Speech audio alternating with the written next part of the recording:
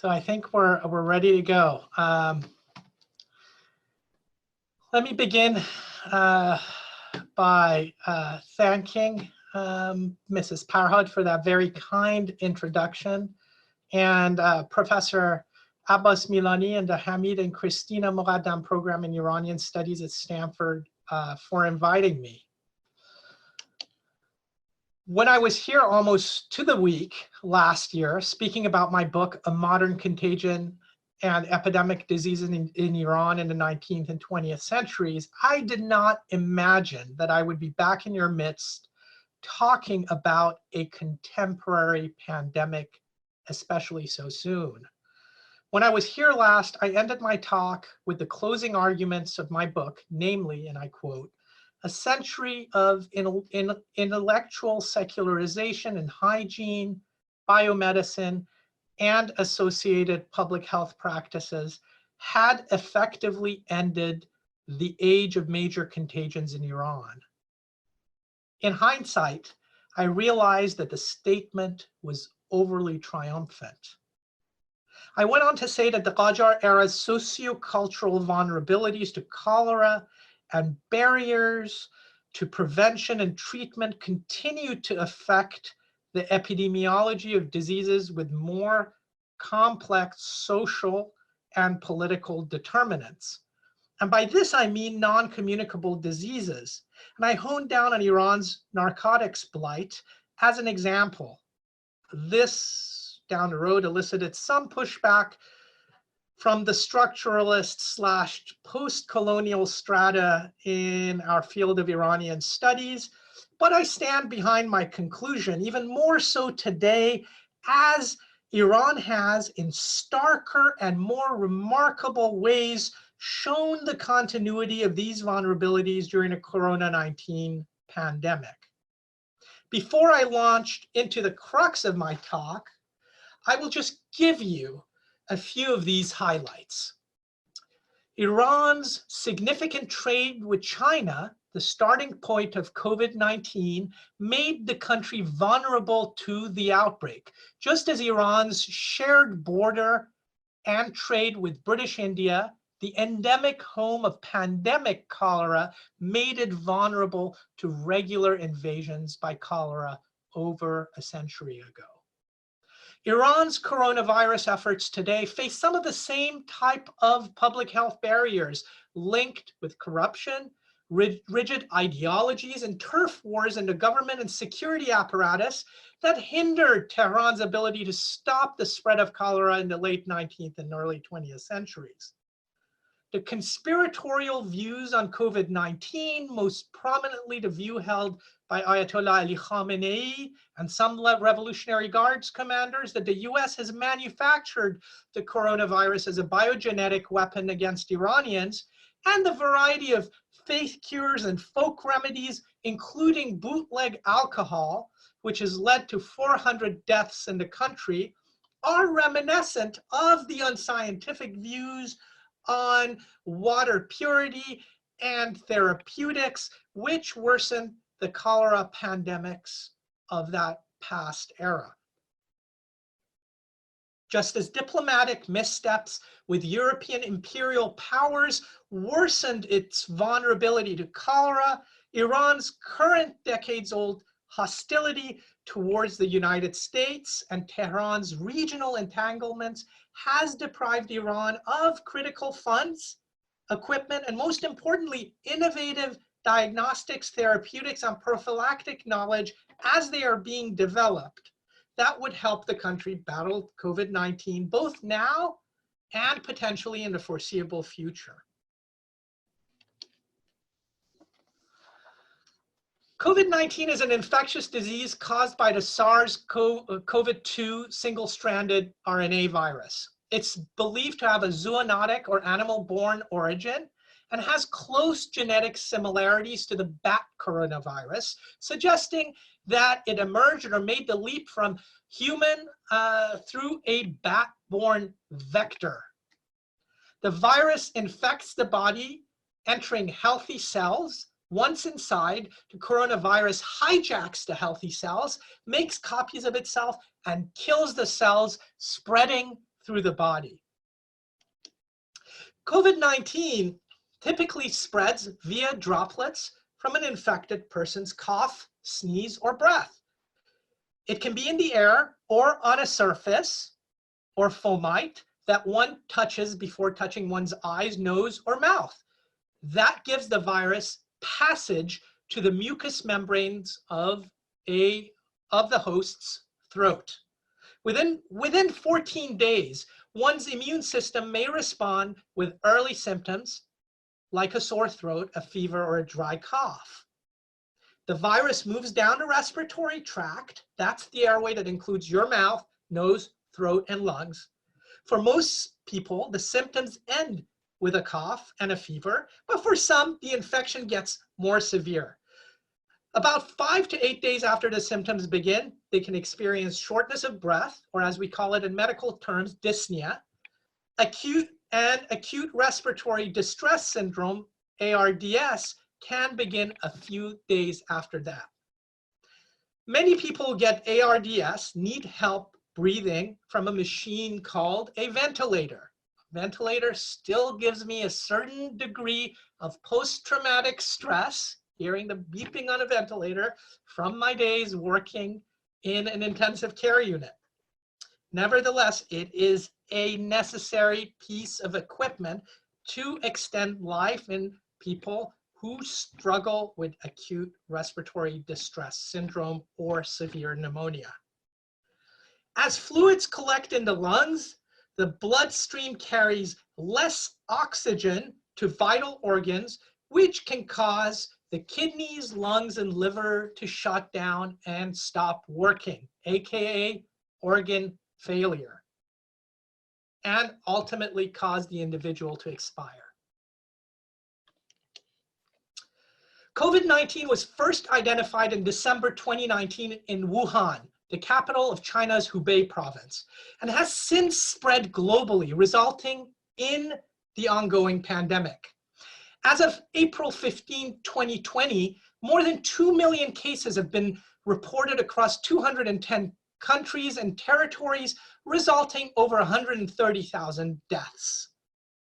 It should be noted that more than 500,000 people have recovered from the infection. The initial spread of the disease had a lot in common with the 14th century bubonic plague or Black Death.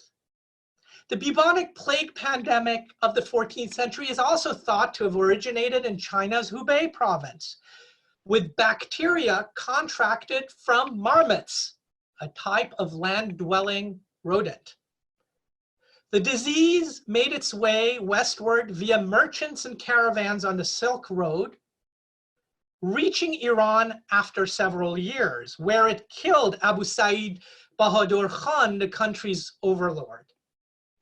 In 1347, it entered Europe via the Italian port of Genoa and irrevocably changed the character of Europe, leading it into the early modern period. So today, it should be of no surprise that both Iran and Italy have emerged as waypoints for the pandemic, since both countries are major players in China's Belt and Road Initiative, also known as the 21st Century Silk Road.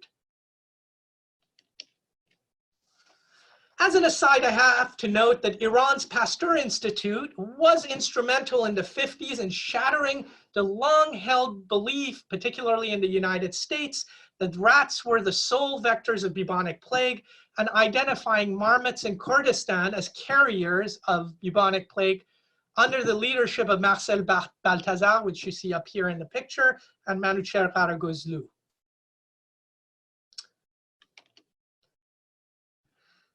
There are indications that coronavirus was present in Iran as early as late January, but patient zero is a matter of debate. However, it's generally agreed upon that Qom was the epicenter of the outbreak from China. The official announcement of the pandemic's landfall came on February 19th, when the Iranian Health Ministry announced that 2 elderly people in Qom had died from the coronavirus.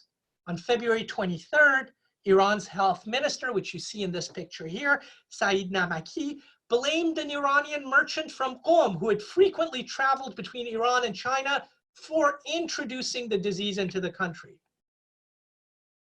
The following month, on March 25th, Alireza Raisi, Iran's deputy health minister, claimed that COVID-19 was brought to Iran by Chinese nationals who studied and worked in Qom. Many of them studied at Al-Mustafa University, a state-funded seminary with many international students. Raisi added that the Iranian students returning to Gilan from Wuhan, China, may have created a second epicenter of the pandemic, which spread independently from the outbreak in Qom. The pandemic in Iran spread quickly. By February 24th, Iran's health ministry officially reported 61 cases of coronavirus, resulting in 12 deaths. Cases were recorded in Iraq, Babol, Isfahan, Qom, Rasht, and Tehran. The ratio of cases to deaths was unusually high in Iran. Globally, the death rate was about 2%. And at one point in Iran, death rates were as high as 25%, although the official mortality rate fluctuated daily. And most likely the high rate was linked to undertesting and underdiagnosis of coronavirus in Iran. By April 15, Iran reported over 76,000 cases and 4,700 deaths, a death rate of approximately 6.3%. Today, the mortality rate due to the virus stands officially at about 78,000 confirmed cases and 5,000 deaths, the highest statistics in the Middle East. However, the officially reported numbers are probably significantly lower than the actual morbidity and mortality rates in the country. Even the advisory report by the research arm of the Iranian parliament, which came out 2 days ago, estimates that the real number of coronavirus cases in the country may be up to 10 times higher than what is reported by the health ministry, while the real number of deaths based on them is almost 9,000 individuals. The high numbers is something that my colleagues in the epidemiological community have pointed out in statistical models coming out of Virginia Tech, MIT, and University of South Wales. But frankly, you don't need to be an epidemiologist to assess this. Let's look at the numbers that were blasted out by Iran's health ministry that showed the numbers between February 19 and April 4th. This was texted out by the health ministry on April 5th. Number of fatalities due to coronavirus in yellow here, 3,452. Most of the deaths were occurring in Tehran, Gilan province, Mazandaran province, Khorasan Razavi, Qom, and Golestan. Now, number of individuals who were tested positive for coronavirus, 55,746. Now, I want you to pay attention to this number, up in green, circled in red, okay? Number of individuals with acute respiratory syndrome. This is a non-specific diagnosis that can include coronavirus-caused acute respiratory syndrome. 178,000 people with acute respiratory syndrome. In any 1 month, at the height of the diagnosis of acute respiratory symptom in Iran last year, which occurred in June, at most, you saw 6 individuals with this diagnosis out of 100,000, which means about 4,800 individuals. So even taking the highest number from last year, it's more than likely that 170,000 of these individuals were probably coronavirus cases. A combination of the unwillingness to test these acute respiratory syndrome cases And the fact that between 15 to 20% of the COVID-19 cases are asymptomatic means that Iran is only reporting the tip of the iceberg when it comes to coronavirus cases in the country. Part of the problem with getting accurate official coronavirus statistics has been Iran's unwillingness to test cases unless they are severe. This has not been because of test kit limitation. Iran received a consignment of 500,000 coronavirus diagnostic kits from China early on. This is in addition to thousands of kits from the WHO. And added to that, Iran's Pasteur Institute is now producing molecular diagnostic kits that have been approved by the WHO with an accuracy of 90% at about 80,000 kits a week. So much so that Iran has offered to export diagnostic kits to neighboring countries. Nevertheless, testing is not being done in adequate numbers to have a good picture of the actual coronavirus cases in the country. Now, the testing shortfall can either be due to laboratory and staff limitation, which the government itself has not claimed to have been the case, or the more likely effort to continue to minimize the number and impact of the disease on the country.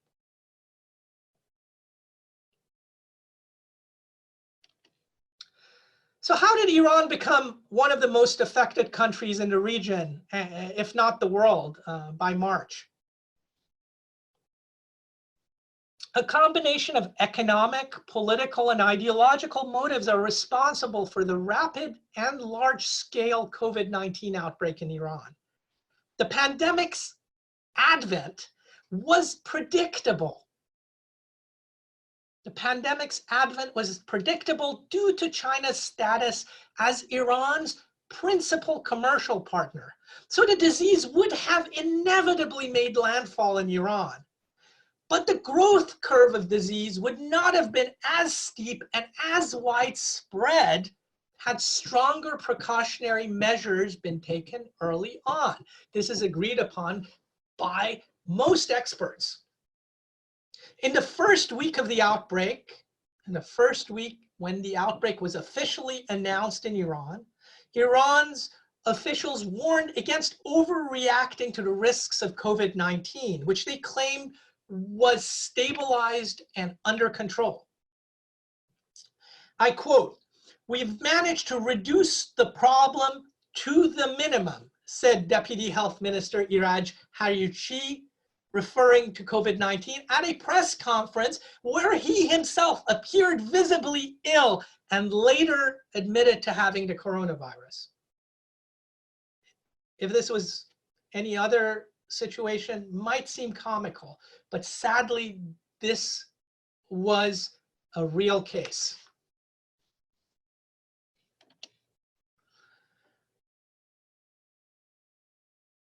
China connection is very important in this. The Iranian government's inadequate precautionary measures to restrict and monitor travelers from China ensured that the disease would make landfall in Iran much more quickly than any other country in the Middle East.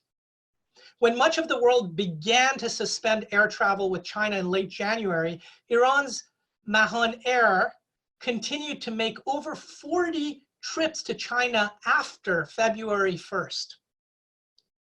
Iran's battered economy likely contributed to Tehran's mismanagement of the crisis, everything from not limiting its intercourse with its main trading partner, China, to inadequate preparation for the eventuality of the outbreak, which advisors to the health ministry in January had warned the government about. Domestically produced face masks and personal protective equipments, PPEs in the country. There was a shortage of domestically produced face masks and PPEs in the country as late as mid-February. This was due to Tehran's unwillingness to restrict exports of PPEs to China. Politics in all likelihood, also played a role in minimizing the leadership's public health response. When incidents of the coronavirus began to mushroom, Iranian authorities admittingly suppressed news of it in order to encourage high voter turnout to legitimize the country's parliamentary elections with its historically narrow slate of candidates. Even Supreme Leader Ali Khamenei had billed voting as a religious duty.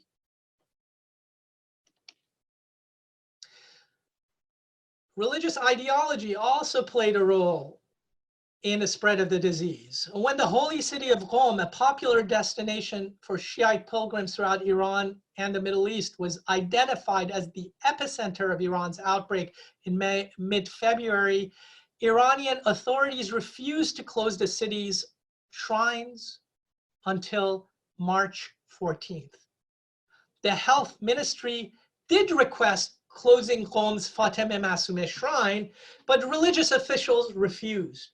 A surrogate of Supreme Leader Ali Khamenei in the city declared that any attempt to restrict access to the shrine promoted a nefarious plot by the United States to make the holy city appear unsafe. Hundreds of pilgrims and visitors congregated in close proximity to one another at Qom's religious sites on a daily basis, providing further opportunity for the virus to spread.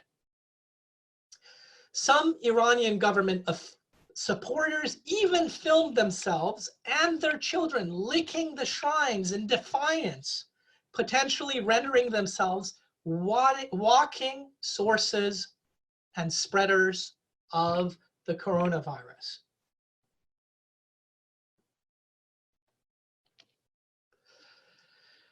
While the coronavirus is new to Iran, the country's response to the pandemic is arrestingly familiar. In 1904, a pandemic wave of cholera reached Iran on the heels of Shiite pilgrims from Iraq. Iran's first attempts to stop the contagion by restricting pilgrimages to the holy shrines, but the most esteemed Grand Ayatollah Mohammad Hassan Mamaqani resisted such efforts and accused officials of furthering the aim of Western infidels to prevent Shiite faithful from fulfilling their religious duties. This sounds familiar, doesn't it?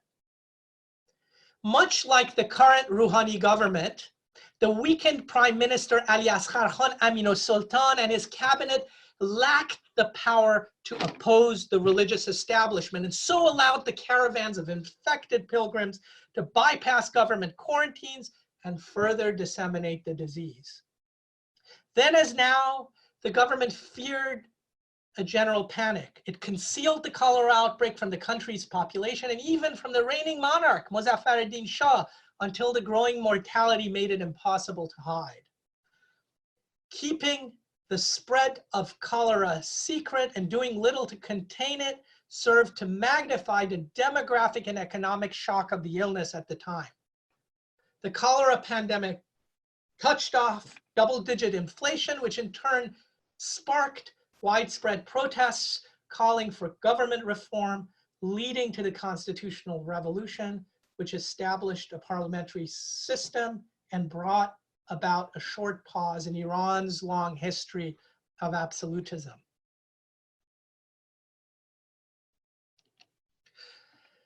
Coming back to the present, despite his role in the coronavirus crisis, Ayatollah Khamenei used the Rouhani government's mismanagement of the outbreak in its early weeks and the unsubstantiated claim that the virus was a biogenetic weapon produced by Washington to declare a state of emergency in Iran last month, placing the military headed by Major General Mohammad Bagheri, the chairman of the Armed Forces General Staff, answerable only to him and not the president in control of Iran's coronavirus fight.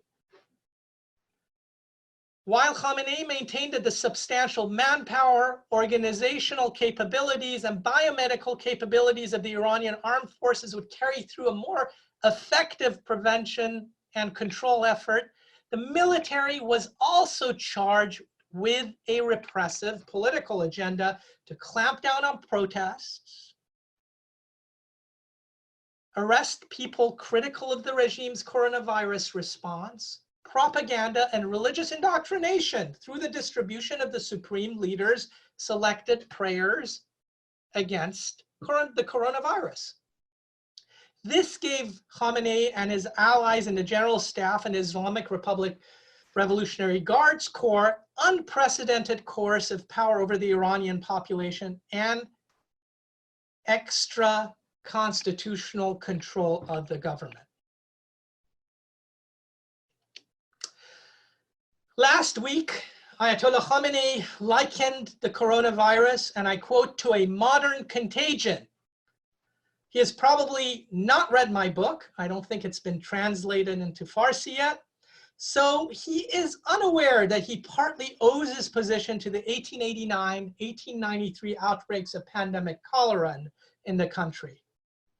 Religious leaders during that period exploited the government's shortfalls, the Qajar government's shortfalls against cholera, to achieve their ideological goals, establishing the foundation of Shiite political militancy that led to Iran's contemporary system of clerical rule.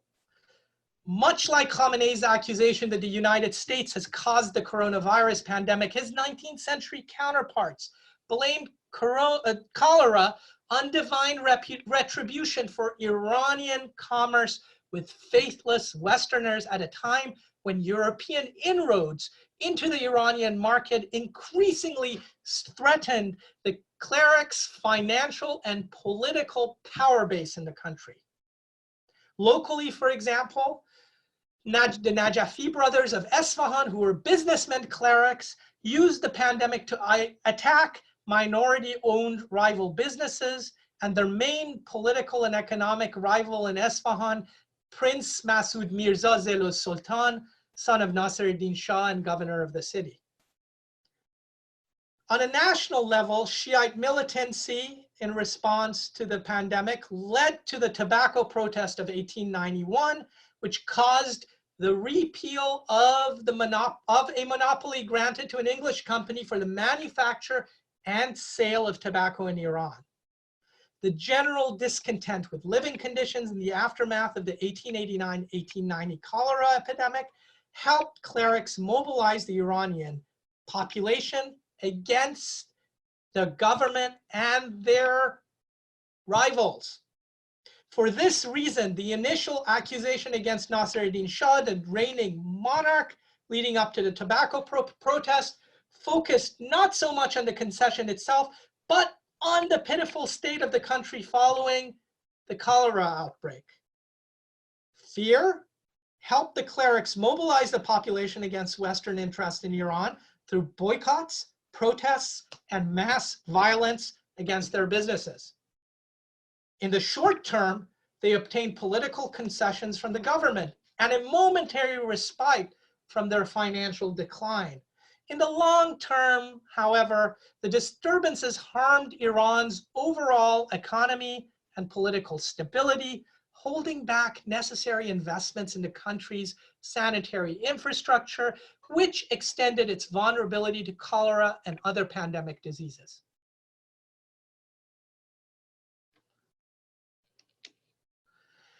The extra constitutional authority that Khamenei and his loyalists have gained from their takeover of the public health sector during the COVID-19 pandemic comes at a price for the Iranian people. The ongoing power struggle between the civilian and military authorities has deprived Iran of a cohesive coronavirus policy. Despite official statements to the contrary, Iran remains as one of the worst affected countries in the region and possibly in the world. And the peak of the outbreak is still weeks, if not months away, based on projections and statements by some Iranian officials. For Iran's healthcare sector to cope, it is imperative that Iran rapidly obtains innovative approaches to testing, antimicrobial treatment, and vaccination prophylaxis as they are developed. However, the expulsion of international of the international humanitarian group Doctors Without Borders, and a refusal of the supreme leader to accept any medical assistance from the United States shows how technical medical assistance from the West has become another victim of the securitization of the coronavirus fight in Iran.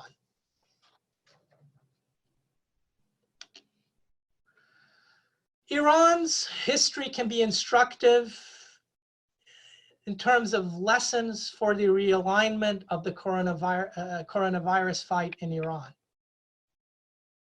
In the 19th and early 20th century, Iran's leaders would often conceal outbreaks of cholera and plague from the Iranian people and international community to protect their personal, political, and economic interests. During the 1904 pandemic, for example, when Iran's ruling monarch Mozaffar Shah eventually learned of the cholera outbreak, he attempted to set out secretly for Europe before word of the disease got out to the rest of the population, abandoning his subjects and his harem to the coming cholera pandemic. But the culture of disease prevention and transparency in Iran began to change with its formal membership in the International Office of Public Health, a precursor to the World Health Organization in 1908. With international technical assistance, including the supply of equipment and scientific know-how, and a more stable government, Iran developed a more accountable public health and disease reporting system in the decades that followed. Iran's progress became apparent when a new L-Tor strain of pandemic cholera entered the country in 1965.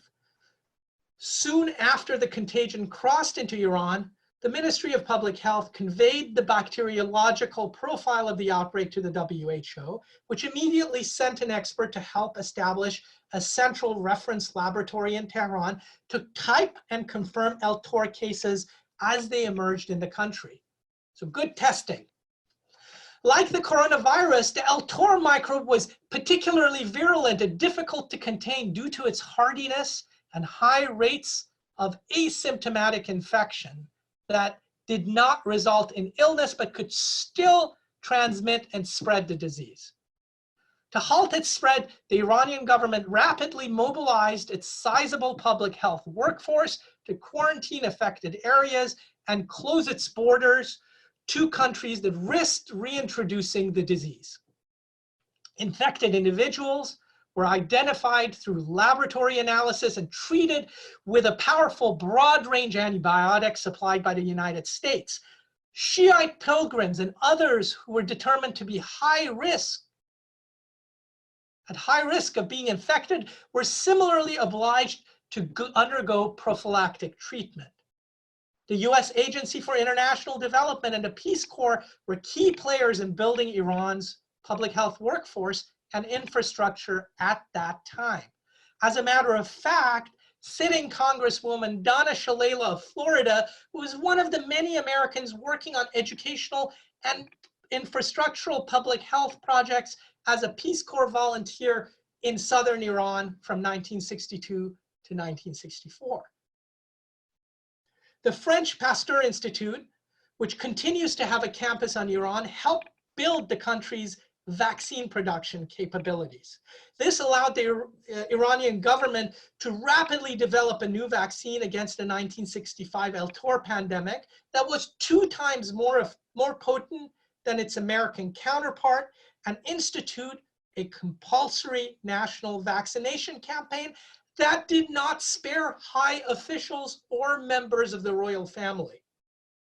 These interventions largely limited the cholera outbreak to Iran's eastern half, and after several months, extinguished the epidemic altogether, earning the Iranian government accolades from the WHO for its effective interventions. Iran's northern superpower industrialized neighbor, the Soviet Union, did not fare as well. Its public health policy was marked by secrecy, militarization of response, and politics. This sounds familiar, I'm sure. This allowed the El Tor cholera pandemic to remain in Soviet territory and slowly crawl westward through its territory, through the Russian heartland in the ensuing 5 years, reaching all the way west to Crimea. The story of cholera has important implications for Iran's coronavirus fight. Iran needs to depoliticize and demilitarize its coronavirus fight if it hopes to bend the curve. This will be essential in getting the public to trust the government, a key aspect of any successful public health intervention, which is nearly impossible if you have a politicized security apparatus in charge. It will also be essential in bringing the public and private sectors together to solve the coronavirus problem as South Korea has successfully done in its response to the outbreak on a national scale. This will also allow Iran to better respond on a national scale rather than leaving local authorities or in this case, provincial military authorities and Basij to address the coronavirus outbreak piecemeal. Iran needs to re-engage with the West, particularly as innovations in testing, antimicrobials, and vaccinations are most likely going to emerge from Europe and the United States. Dual citizens in the United States and Europe are some of the best physicians and scientists in the world. They are also natural ambassadors in this aforementioned engagement. The Iranian government needs to stop putting them in prison and driving them away, just as they have with our speakers, the Aloi brothers, who will be speaking at this forum next week, who left the country as a result of trumped up charges against them. Within Iran, we have some of the best physicians and the most advanced hospitals in the region. Iran hosts thousands of medical tourists every year. It's already played an important role in creating some of the innovative treatments, such as the use of plasma from COVID survivors to treat the sick. The government needs to support the healthcare workers and allow them to do their job free of fear and politics. Iran has the capability of defeating this pandemic as it has defeated pandemics before. Thank you.